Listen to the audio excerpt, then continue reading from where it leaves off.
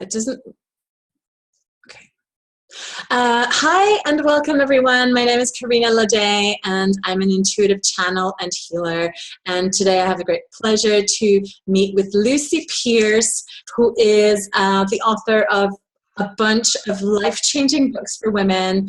And she's on a mission, I think, to empower women to really stand up in the world and to share their messages. And she is also part of Womancraft Publishing, and so she helps other women also to publish their life-changing books.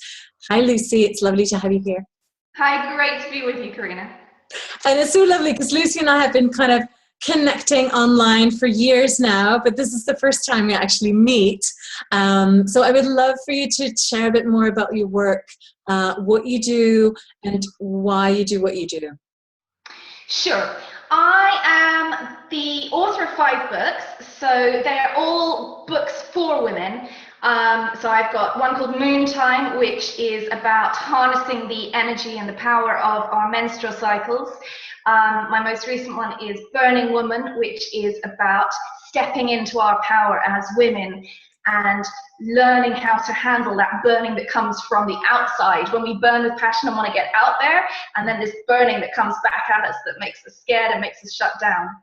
I've got a book for girls on Moontime as well, Reaching for the Moon, and a couple on motherhood and creativity. So for me, what is really important is giving words to stuff that I feel deeply, that keeps me back, that keeps me in, that I struggle with, that I've never seen words for anywhere. So yeah, I just set myself a small challenge of that, you know. So I write the books that I want to read, that I wanted to find, that I couldn't find anywhere. And they seem to connect deeply with women because as women we have been silenced for so long. Our feelings, our understanding of the world, our knowledge has just been shut down. And so my kind of adventure is discovering that in myself. As I kind of hit blocks and hit struggles, I kind of try and figure out what is this that I'm dealing with. And I tend to work a lot through archetypes, what I call the lost archetypes of the feminine. So we all have, you know, the kind of the mother, the virgin, the prostitute, the queen, all of those kind of ones that we're all used to. But there are lots of other shades and shapes and type of how it is to be female, how it is to be a woman in the world that have been unspoken, have been unpainted, their stories have been untold. And so for me, it is digging down and kind of trying to explore those. I'm a painter too, and so often my images, they're kind of energies that I kind of tap into, I guess, and they tend to come out first through images, then into words, and then those words become books. And those books go out into the world and seem to resonate very, very strongly with other women who know those feelings, have a sense of what that thing is I was talking about, but also have never found words or never seen words or never seen images for what this is that we're feeling. So that's my job. And then I set up Womancraft Publishing because for me, the process of publishing, of getting our words out into the world, again, has been limited for women. It has been male dominated the whole way through. Male publishers, male editors, far more females now, but still more men are published, more men are winning prizes. And so how do we get our women's voices out, number one? And number two, how do the voices that need to come out, not the nice, highly polished, kind of, 7 steps to the perfect you kind of thing that our culture wants to sell us. So how do we get authentic women's voices out? So I couldn't find a place for my voice, so I started off self-publishing. I now support other people self-publishing through e-courses. But I wanted to give, a real proper publishing house for women's voices which are looking to shift the paradigm within which we're inhabiting and bring the feminine really strongly, fully out. So hence Womancraft Publishing, and we're 2.5 years now. We've got international authors and a really interesting selection of books, from kind of maternal feminism through to charting diaries, for, you know, learning to chart your cycle, through to, we've got a tarot book coming out next year. We've got ones on mother-daughter circles. So a huge variety of powerful voices that don't get published elsewhere that we need. Oh, I love that. And it's so interesting because it's like that kind of rooted, earthy energy, as well as like the stuff we don't really talk about, and also for younger women, because I read your Moon Times and I loved it, because I love how clear and true and raw and authentic your voice is. Like, you're really sharing the deep, messy parts of being a woman and the stuff we go through in our cycles as well. And it's true that usually it's a little bit more polished, or we share when we're on the other side and we've figured it out. So it's great to kind of really hear someone share what it's like when you're inside, because we can feel that, because we all go through it. And that's what each of my books are. They are a journey. Like, the idea comes to me, the title comes to me, the archetype comes to me, and then I have to say yes to that journey. And when I say yes, I don't know where I'm going to go. You know, a book plan starts to, what I call, download into me. Great. I have a vague idea. I start writing, and then I get stuck, because I'm like, I thought it was going this way, and it's not going that way. And so I have to live the journey. And, you know, in each of my books, you can see how challenging the journey is. It's not just a kind of a la-di-da, I'm going to sit down at my writing desk. It is, every aspect of my life kind of is up for grabs almost. And it's how I learn to navigate that energy that I'm exploring, playing with in that book. And I have to learn it myself. And in learning it myself, I share the journey, which other women either recognize as something they've been through and didn't have words for, or something that is emerging for them, or that they've been avoiding because they didn't know what it was. And so it's that, because, you know, we can't see energy, we can feel it in our bodies, and it has a huge impact on us. Well, I'd like to be able to see auras. I know some people can, I can't. You know, it's a visible thing. It's things that we're not taught how to manage, how to handle. We're just kind of told to kind of ignore it, and it doesn't really matter. It's the biggest thing for us, like our creative energy, our sexual energy, our spiritual energy, which are really all the same thing. You know, the way that our energy shifts as we go through our menstrual cycles, the way that our energy shifts according to what season it is, where the moon is, like, all of that has such an impact. But we're told, oh no, that's nothing. And so you end up feeling completely crazy, because you're like, whoa, stuff's going on here, and I don't know what that is.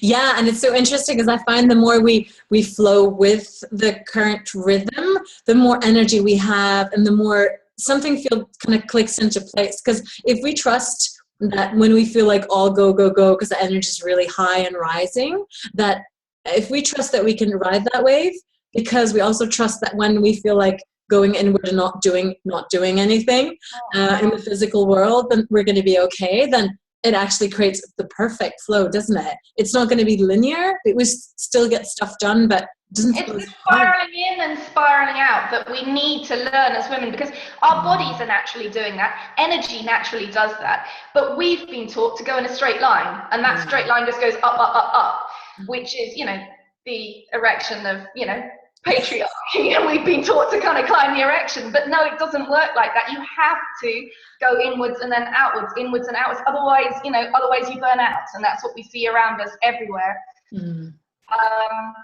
You know, and I still have to constantly dance with that. Like this last week, everything has come to a head at the same time, business-wise, personal-wise, and, you know, I'm having to learn, right? I need to say no to things. I need to learn what I can offload. I need to up the self-care. I need to go to bed earlier, you know, but we have to learn it again and again and again. It seems so simple, but there's this strong resistance in us, I think, because we haven't been taught how vital this process of working with energy is. So it's just kind of like, it's just like an optional extra, when it's not, it's the core. Yeah, I know, and it's interesting because I mean I focus a lot on this, of course, because I do intuitive work. So I'm always like, exploring, and how does this feel, and what does it feel like when I'm not in the flow. And so now when I meet people who are not in the flow like ever, they just keep doing and doing and doing and doing. I'm like, and to me it feels like they're dying. It's like they know they don't have enough fuel, but they keep burning it anyway, because that's the way it's supposed to be, until they inevitably crash in some way. And it just feels so, I think it's so sad, because it's like for many women that's the way to do it, even if it feels wrong. And so it's so important to have voices like yours to remind women that it's all in here and you have access to it. And when you actually trust that part in you and you honor it, then everything feels so different from the inside. And then some of the other stuff, outer stuff. That's it, because we're taught to judge everything from the outside, what other people want from us, how we should look, what we should be doing, should. And we're taught to distrust our inner feelings, our gut feeling, our bodies, what our bodies are telling us, our energy. We're just taught to kind of distrust that and just constantly look outside.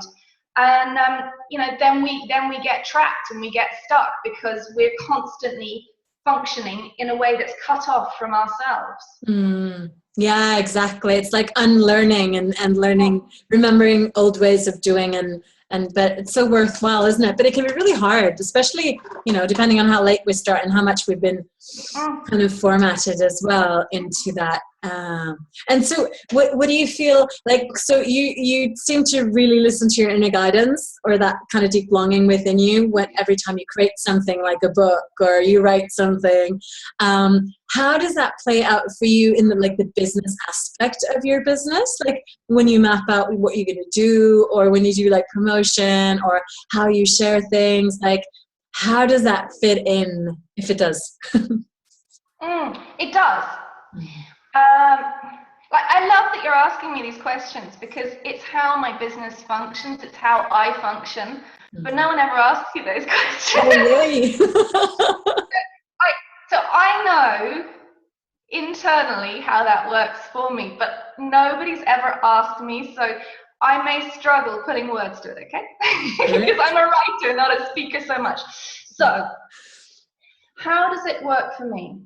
Well, the first thing I want to say is that it comes back to a resonance, an inner resonance.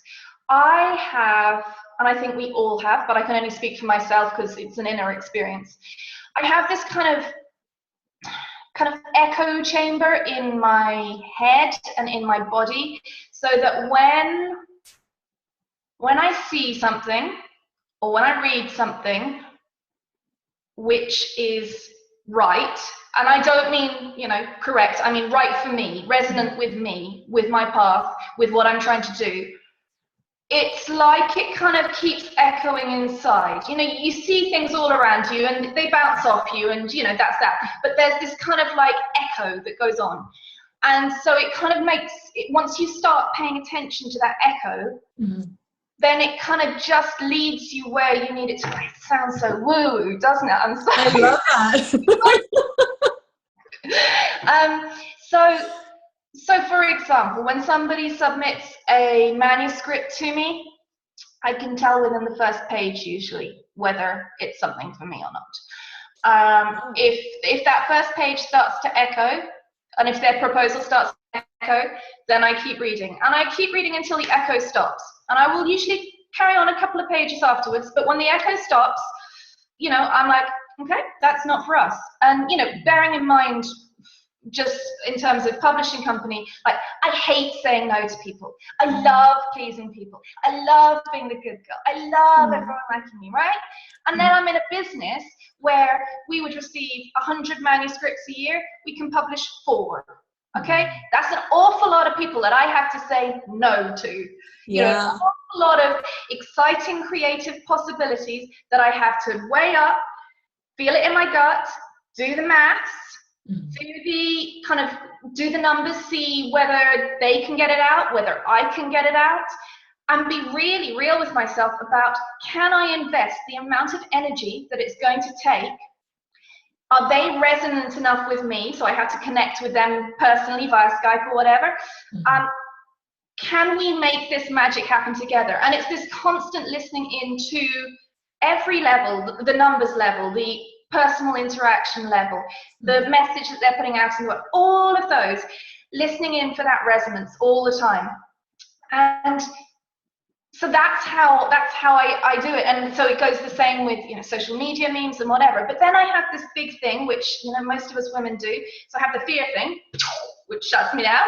I have the shame thing, that shuts me down. It keeps me in this nice small box where I'm just like, I don't want to get out of here because everyone's going to laugh at me, everybody's going to hate me. So that's what keeps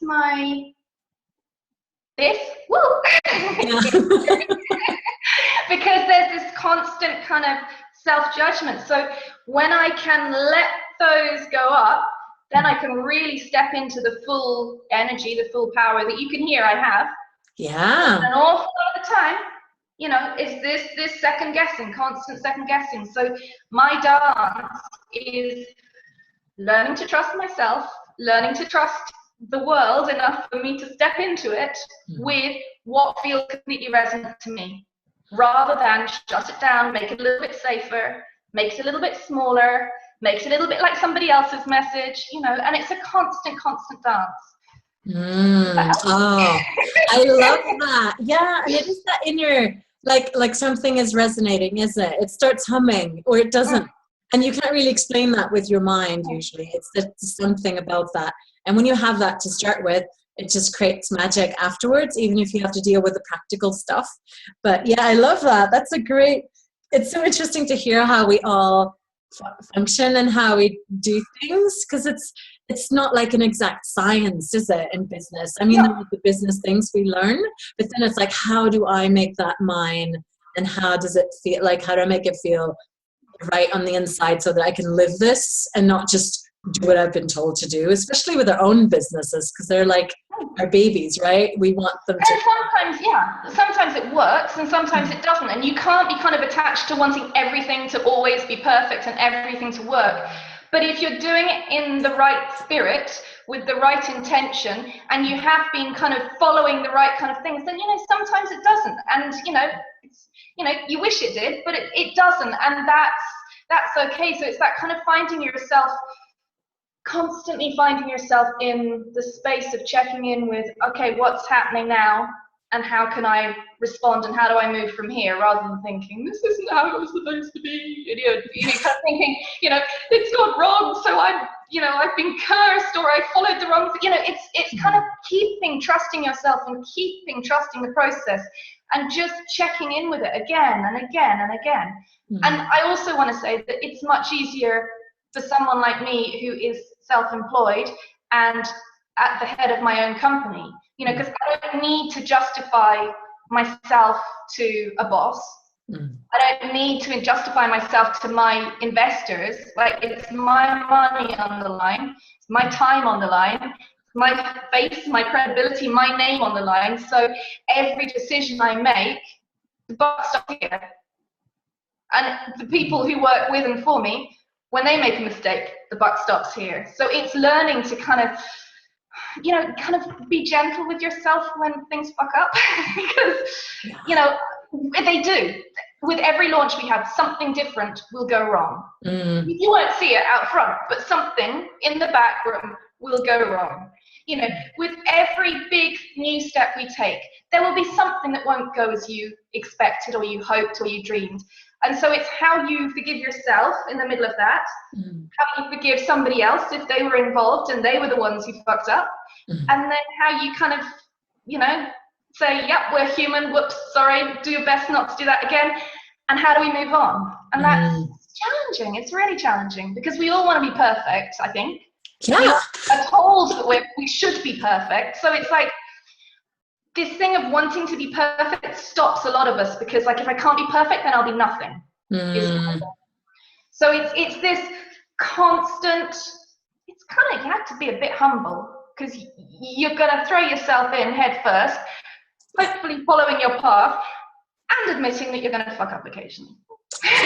Yeah, no, I think that's really good. I'm such a big believer in being kind to ourselves, because, I mean, we're just doing so many new things all the time, constantly learning new systems, stuff we've never created before. And then as our audience grows, it's just, there's so much learning all the time. So obviously it's not all going to be, great, but we're still doing the best we can. And that's, it just has to be good enough, right? But it's true. Instead of waiting for waiting for the perfect moment and waiting until we figured it all out, because that means a lot of years of just waiting and waiting. Because things. If I waited till I figured it out, I still wouldn't have written a book yet. Yeah, that's great. I think that's such great inspiration too, because for anyone who wants to write a book, and I think there are lots of people out there who want to do you just start with the inspiration and then kind of an outline and then you dive into it? How does that look like for you? Books are like birds. They find you. They're like homing pigeons.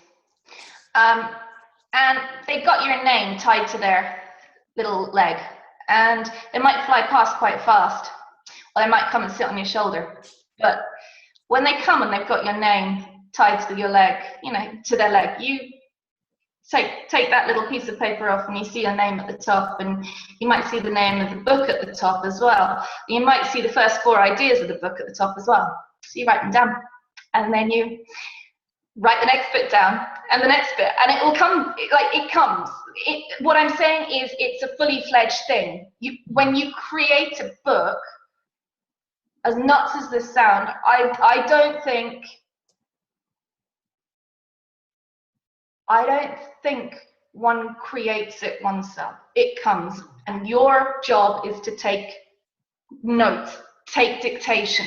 You need to find the form that the book itself has. It's all there ready for you. Now you weave your own stories in, you use your own voice for it, obviously. You're the one who turns up every day, sits down at your computer and writes.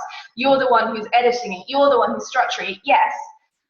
But the book, it's like it has its own spirit, its own soul. If I'm a big one into platonic forms, it's a platonic form. It exists in its own right. So your job is to keep connecting with that and bringing it through your body, through your voice, into human language, so that other people can understand what that is that's come through. That's where the power of books is. But it ain't easy. I don't think everyone can necessarily do it in words. Other people do it in painting, other people do it, through intuitive speaking. We each have our ways for translating those birds that come and perch on our shoulders. And for me, sitting, writing is a powerful way of doing it. Painting can be too, but writing seems to really be my way. And the bird sitting on my shoulder right now, it's here. But what I'm saying is a book, it just has such a strong energetic form in its own right. So for example, writing Burning Woman was a really intense physical, spiritual, emotional experience. And it was literally like I was aflame with it. And I kept kind of wanting to back off, wanting to just say, okay, I've done now. I don't want to do the next bit. I really wanted, because it was so intense. It was really, really uncomfortable writing. And the intensity of it was something I'd never experienced before. And so, but it wouldn't let me, because I'd done that much to it, and it just kept buzzing at me, and it wouldn't leave me alone. And then once I was done, once I found the structure, once I had, it was the second to last chapter, I could not figure out how to shape it. And once it came to me, it was like that. It was just fast, and then it was done. The buzz was gone. It was just like, oh, I can breathe. It's done. So it is like something external to you when a book, for me, my experience, when the book comes to me, it exists and it needs me to tell its story. And once I've done, it's a piece, and then it's off in the book and it goes to other people, but it's not with me anymore. Wow, I love that, how you describe that. It kind of feels like giving birth, doesn't it? When you reach that moment where you go, I don't want to do this anymore. Can it just stop? And it can't, because you've gone too far. And if you can just stop resisting, that's what's going to ease it. But there's nothing else you can do.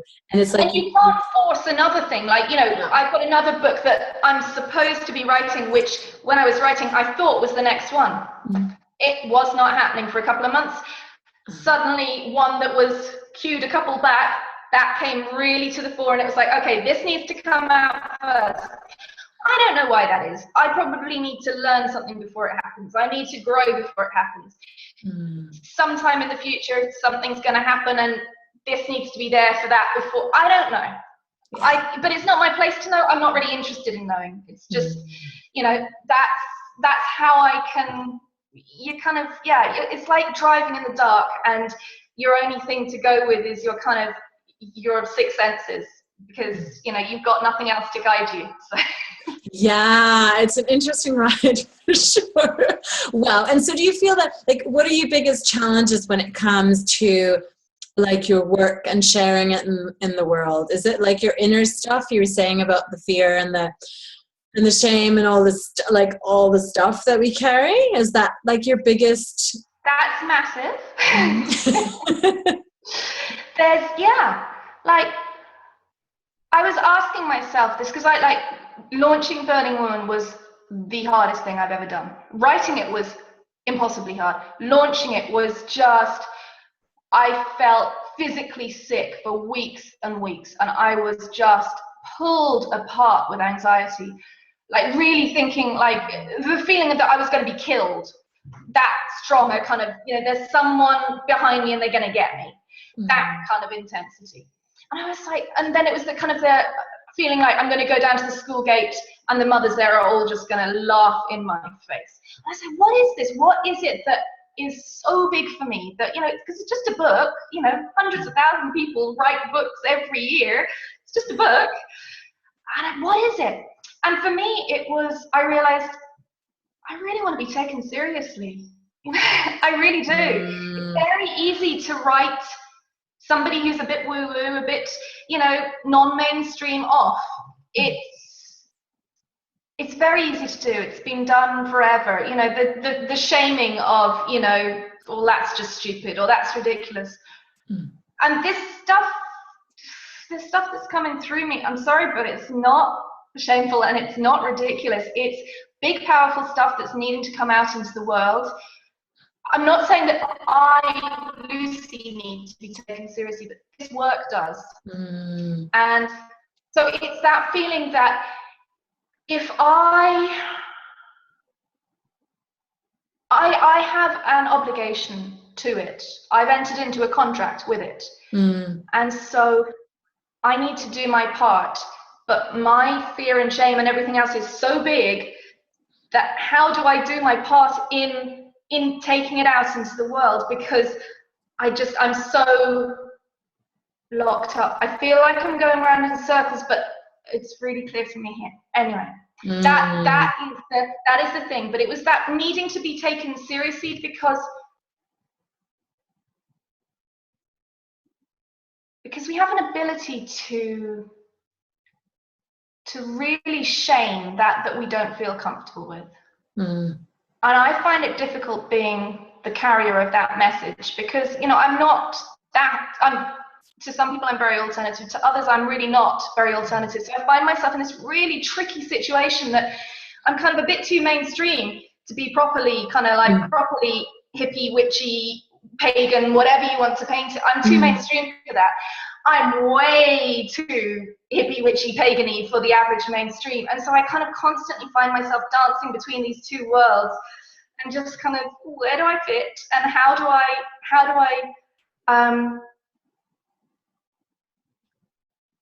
I play my part for what's coming through me? Because I'm capable of keeping it small, and then occasionally I get this communication or this awareness, this kind of like, it's like a camera panning out of how big this is. I don't mean how big, you know, me, Lucy. I mean where we're at as a species, where our world is at, where our culture is at right now. What is at stake?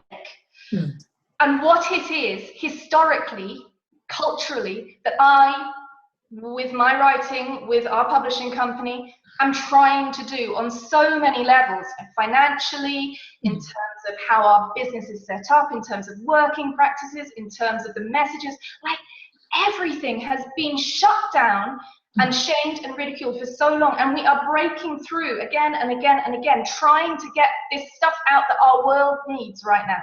And it's like, how do I walk that? Because we're functioning within the old paradigm. We're functioning within capitalism. We're functioning within patriarchy. We're functioning within, places where I live in a place where religion is, serious. 95% of the population are Catholic, I'm functioning within that. Yeah. So how do we do that? How do we bring out what needs to come through us in a place where it still feels dangerous? Oh wow, I love that. That's so interesting. And it's also it's like, how do I honor the voice and the work that is coming through? Because you can sense how big it is, and at the same time you're the one carrying that. So there's like the kind of the spiritual, emotional, energetic, I guess, bigness of that, and then you as your human self navigating in a normal world with people. And like, how do we do that? Because it's such a crazy dance, isn't it, depending on where we are and what we do. Yeah, I love how you describe that. But I love how you just reframed that. That was clarity. Thank you. That's what it Oh, it's such an interesting thing though, because it's true that sometimes we end up being in I see so many mostly women who are in these like bridge makers, because they're either in a very traditional setting and they're doing like crazy expansive new paradigm stuff, or they're in one area and they have expertise in that, and then they're also super sensitive to other things, and they are the ones creating the bridge because they live in these two worlds, so that whatever you share can be heard by whoever connects and resonates with you. And that would not be the same as the people maybe who resonate with me or someone else that looks or feels or speaks a different way. And I think it's so great that there are so many different voices, because then there's going to be someone sharing a message in a way that resonates for, someone else. And there is that sense of urgency too, isn't there? Like, it's now, there's not much time left, and we have to move through our stuff quickly. There's no time to like wallow in your pain or fear or shame or guilt or whatever stuff we all deal with, because you have to rise now. And I think it's so interesting that your book came out now, and it feels like there's this movement, I guess sometimes because we're online too, so we see maybe other things that we would see in our regular environment. Women who are like standing up and being these powerful leaders, and you're doing it in such feels like quite a public way, which I think is really, I'm very impressed, because I'm still kind of hiding in my corner in certain ways, and being out there and also being exposed to, because I know that you have been exposed to people, criticizing your work and being quite harsh with you, and being able to stand up and still do the work you're here to do, no matter what it is, right, that comes up for. Okay, yeah. And I want to just, for people who are watching who hear that, they'll be like, oh, she's so strong, or like yes, I've carried on doing the work after complete breakdown. Can I, soul searching, inner destruction. Like, so it's not just kind of like Teflon bouncing off me, oh yeah, she's really crap, boom, that's okay, let's get on. Like, it's not like that at all. So just, because it's very easy, I think, it's very easy when people are in the public eye to forget that we're all human. And, I'm probably more sensitive than most. I'm probably more affected by other people's opinions of me. Like, I am a human being. And so whether I am an author or an artist or a publisher or a leader, like, I'm me. I get up in the morning, I go to bed in the morning, I have my freakouts at my kids, I have my freak out at my mother, like, I do real shit, and stuff hurts, it's just that when you step out, it all gets bigger. And so each time you step out, you're having to learn to handle it a bit better. But like, I still have like panic attacks when I have to do, things, book signings, like, it's kind of just to kind of put a bit of reality in that yes, I have kind of stepped beyond criticism from one person, and in another way, I'm still terrified of, a few horrible reviews coming in on Amazon anytime. You know what I mean? Like, it's a constant, yeah. Yeah, and thank you so much for sharing that. And also I think because of a lot of women who share, because this is not sharing like any kind of message, this is something that's really resonating super deeply with you. And I find that when we share what truly matters to us, then we're much more vulnerable to criticism, aren't we? And also because, well, a lot of us are quite sensitive souls, right? And empathic, and we want to please people, and we want to be, do the right thing, and all the stuff that we've been programmed to feel and think. And so, of course, when someone says something really mean online, where it's really easy to do that, sometimes we were in a really kind of soft space, right? And we just kind of take it all in. So I think it's great to see also that women who do these things, what you do, Lucy, are not the super women who don't feel anything and who've been no problem, right? The way I can best describe it is, being me in the work that I do feels like walking around with no clothes on, and the rest of the world has their clothes on. So I get to be on show, you get to have your thoughts, you get to say whatever you want, and I'm there naked, and it feels, now I'm aware that there are probably all sorts of wonderful energetic boundary things that I can do to make myself feel less that way, but the truth is, we're taught to go around with a mask on.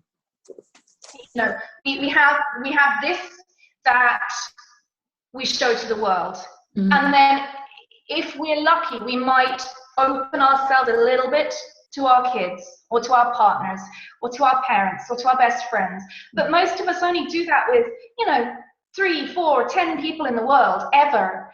And so what I'm doing is, like, the stuff that goes into my books, my husband proofreads them, and that's often the first time he has ever heard that stuff that goes on in my head.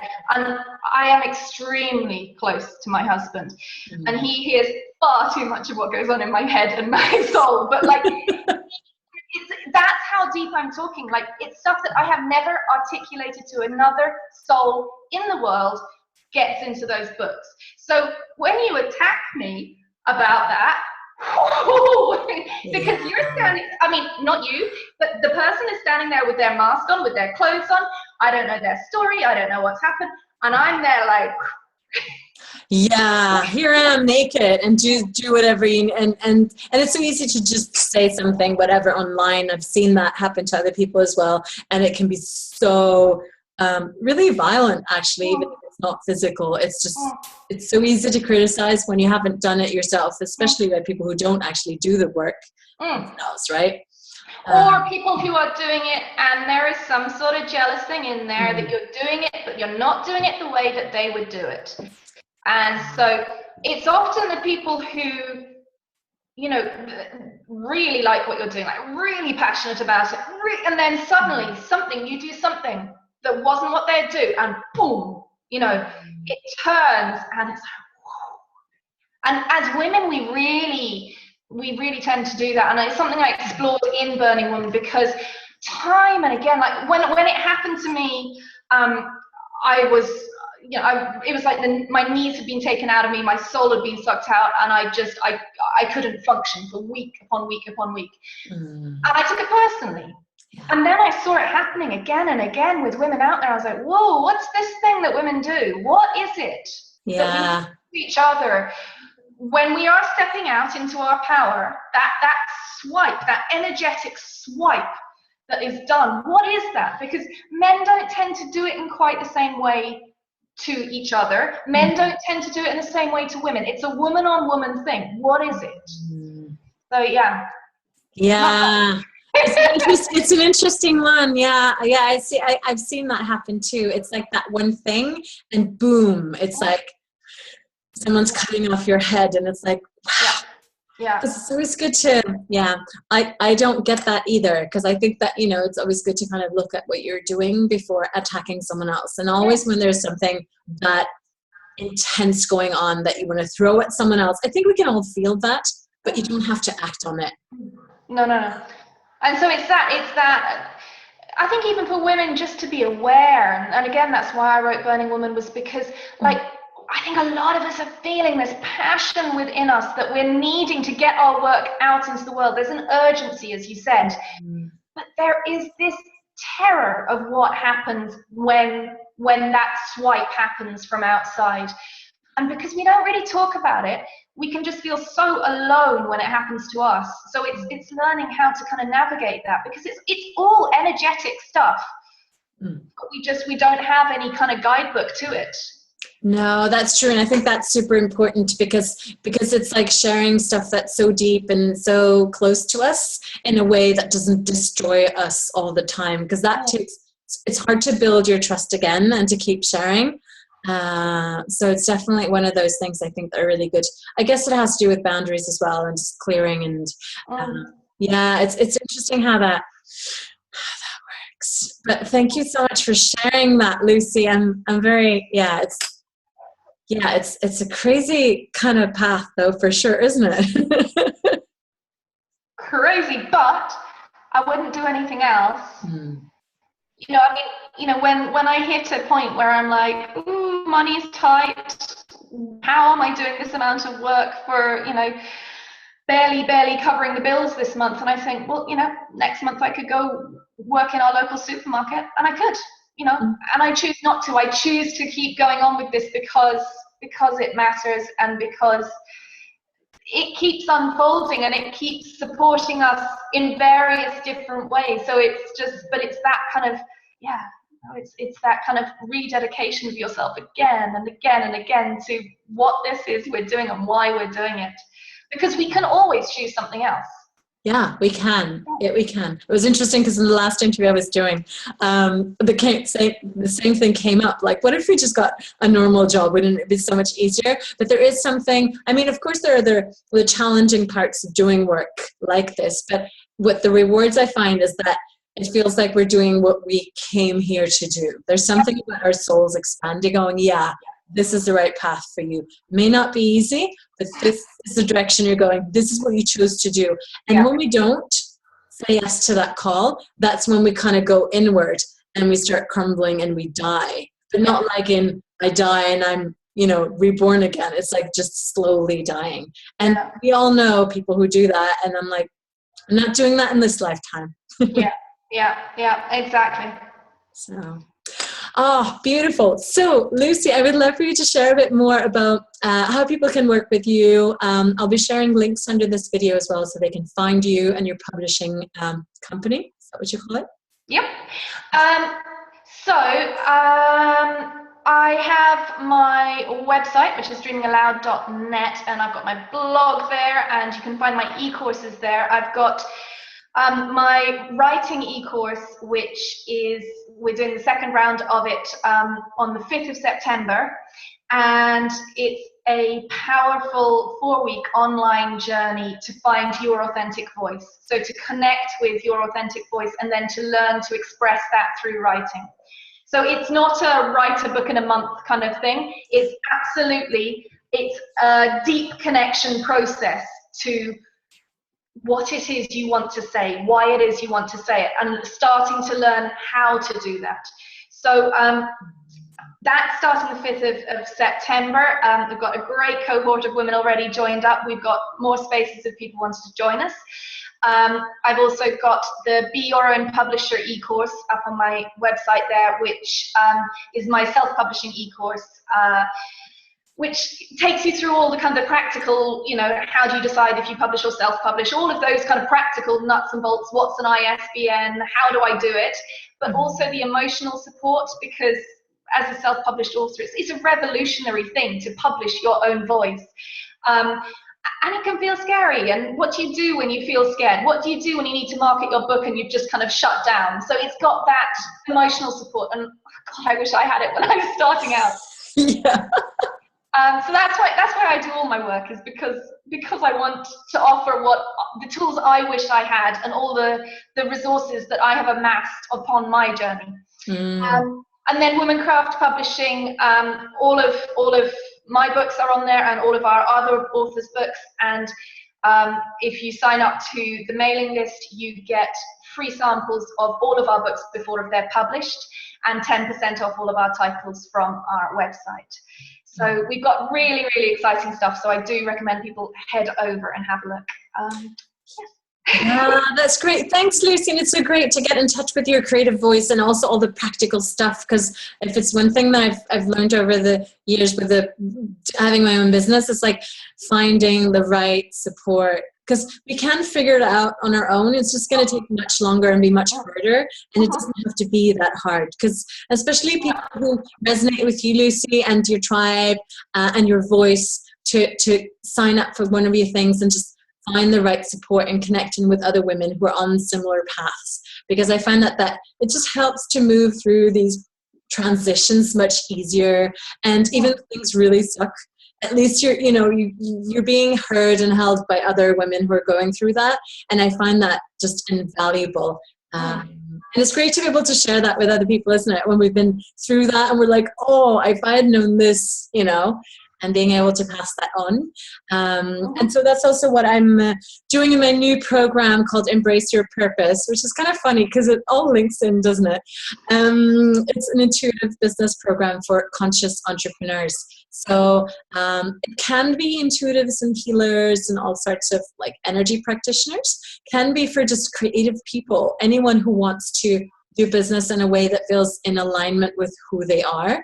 So it's like part energy work, part practical stuff, part quite a big chunk of self-care, how you nourish yourself and nurture yourself so you can really show up and do the work. Because I find that the more we take care of ourselves, the more we actually have to share with others.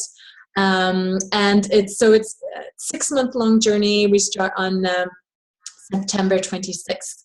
And it's like one-on-one coaching, mentoring with me. And then I have guest teachers. Our friend, Jackie Stewart, is creating an essence blend just for us. So I'm super excited about that. Lots of magic. And I have one of my friends, Laura, she's talking about money, but like the deeper stuff around money, because that's usually one of the big pieces for us as entrepreneurs. Like, how can I make enough money or even more so I can, support my family and not have to worry about money all the time? Because that can be, I find it very linked to our power and expansion. Because it's like, how can I be bold enough to actually receive more money or reach wider with my message and my gifts? And then my friend Lisa is doing some shadow work, so we can bring in also the parts that we'd rather not share, and then instead use them to share our authentic voice and to I guess show up more fully in the world as well, and not feel like we have to pretend we've got it all together and that we've figured it all out before we can teach others. Because, well, we never really fully figure it out. Or there's one layer and then we go, whew, I've learned that, and then there's more. So, so it's kind of like weaving all of that in, and also, I guess, having the right support and the tools so that we can deal with stuff like boundaries. How do you show up in the world without feeling like, it's going to be the end of the world if everyone doesn't like you, because not everyone is going to like us, right? And that's fine, but we still have to deal with that. So it's also that kind of whole, what happens when you do kind of up level in your business and you reach that next level, because there's always going to be that next step, next program or next book or next product. And we're going to be faced with all the stuff that comes up and how we can transition that with as much ease as possible. Doesn't mean it's always going to be easy, but it's like giving you the right support when you move through that. So it's kind of like giving birth, not alone, right? With the right support. And beautiful, loving tribe. I love having wonderful, loving groups, because I find it really empowers everyone, because we receive lots of support and then we can give support. So I will leave the links below to everything that Lucy has mentioned and my new program as well. So thank you so much, Lucy, for saying yes to this interview and for sharing what you do and for doing your beautiful work in the world as well. So thank you so much, and thank you to everyone listening to this as well.